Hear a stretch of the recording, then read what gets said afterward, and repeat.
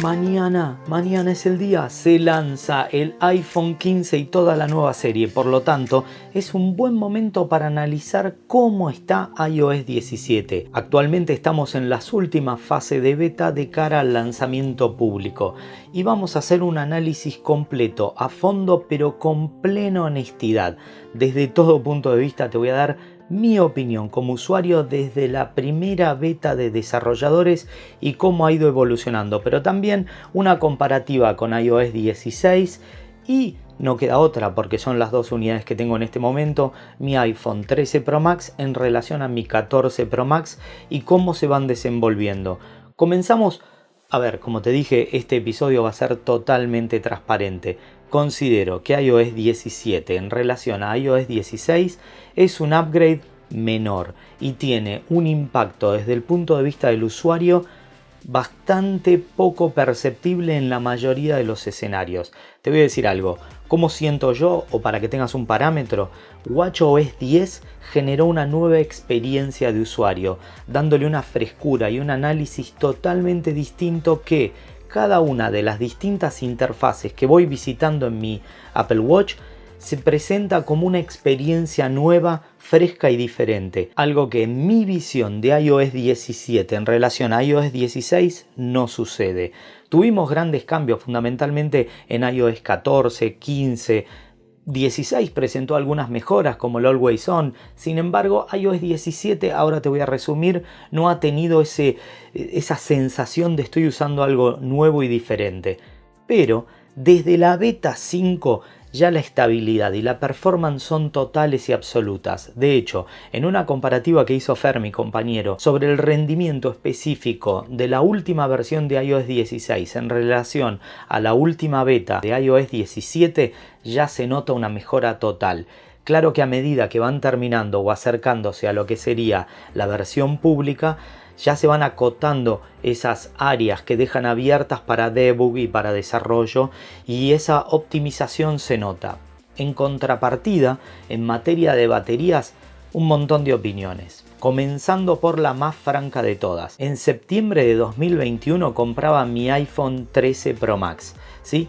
A hoy, que estamos en septiembre del 2023 y con 2 años de total e intenso uso, pero siendo absolutamente responsable. Acá en el canal tenemos un montón de videos de cómo ser responsable con el uso y las cargas de la batería, sin estresarla y tratando de administrar los ciclos de carga de la manera más eficiente posible.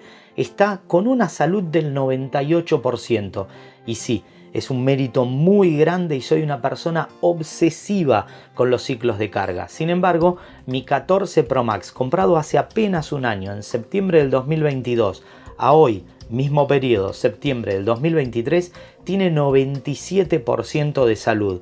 Y debo reconocer que muchas veces decidí no utilizarlo para estirar más un ciclo de carga, invirtiendo ese tiempo de uso, por ejemplo, en cámaras con el 13 Pro Max, aunque no lo creas. O sea, viendo la posibilidad de tener las dos unidades, usé el 13 Pro Max de mi esposa en vez de mi 14 Pro Max porque digo, lo cargué hace tan poco y ya está el 50% de la batería. Todas las betas, desde la primera las he instalado y he notado variaciones que hacen que el espectro sea mayor. Sin embargo, en mi opinión, ese espectro de variación en las distintas cargas y el rendimiento no solo está asociado a iOS 17. Firmemente estoy convencido de que las baterías del iPhone 14 son peores que las del 13 y no puedo atribuirle linealmente un error en la forma de administrar las baterías y las cargas en iOS 17. Con respecto a las mejoras específicas de iOS 17, considero que este es el mejor momento de Safari. Yo soy usuario mayormente de Chrome en todo el ecosistema, sin embargo Safari es más rápido, se ha comportado mejor, ha agregado algunas posibilidades como compartir pestañas, grupos, que me parece que generan una experiencia muy buena. Y casi te diría que ha logrado vencer mi natural inercia de cliquear el botón de Chrome por decidir utilizar el botón de Safari, algo que no había pasado antes y que ahora sí lo noto. La segunda función que sí incorporamos en mi casa con el iPhone de mi hija y de mi esposa es check-in, la posibilidad de que te reportes. Vos decís a qué dirección vas, se van en transporte público de alguna manera, mi hijo con el patinete, y lo que hace es me va avisando si llega. Si no llega o se demora o se frena en la ruta del camino proyectado, a él le va a llegar una alerta diciendo si está todo bien. Si no contesta, me avisa. O sea, en una ciudad con una inseguridad creciente me parece muy importante, pero no solamente por ese tema, sino tal vez perdieron el bus o tuvieron algún inconveniente y está bueno enterarse en vivo. Estas funcionalidades no afectan la privacidad porque ambas partes deben conceder ese permiso, lo cual me parece que desde todo punto de vista está muy bien implementado. Mensajería agregó muchas funciones realmente muy buenas y se ha puesto a tiro de otras plataformas, pero este es un análisis totalmente honesto. Yo soy usuario de Telegram, no todos mis contactos, de hecho un porcentaje muy bajo de mis contactos tiene iPhone y solo con esos uso iMessage, con todos los demás utilizo directamente Telegram, no soy usuario de WhatsApp tampoco, entonces no voy a poder hacer un comentario. Sin embargo, con los que sí lo uso me gustó mucho. En materia de eso, el uso de stickers está muy bueno y debo destacar que el recorte de las personas, de los objetos y de las mascotas es genial. También podés hacer stickers a partir de esos recortes y he descubierto que cada vez son más precisos y eficientes, algo que me genera grandes expectativas de cara a las cámaras que va a traer el iPhone 15 y la posibilidad del modo cine que utiliza el mismo algoritmo. También utilizo mucho los widgets interactivos que están dentro del home de mi iPhone. A ver, creo que faltan un montón, me gustaría que vayan incorporando cada vez más, pero creo que eso va a suceder cuando estemos en la versión final. En materia de los que voy usando, funciona muy bien. Toda la mejora de AirDrop me parece buenísima, realmente. Tanto para compartir archivos, la forma de utilizar más de una red para incrementar las tasas de transferencia, que se ha notado mucho, y también esa forma tan divertida de compartir contactos. Sí, está bueno. Es una funcionalidad que se usa mucho, fundamentalmente entre familia, cuando conoces a alguien y le decís, toma, te comparto el contacto. Claro que todavía no ha tenido tanto impacto en la vida cotidiana porque necesitas que la otra persona también tenga una beta de iOS 17.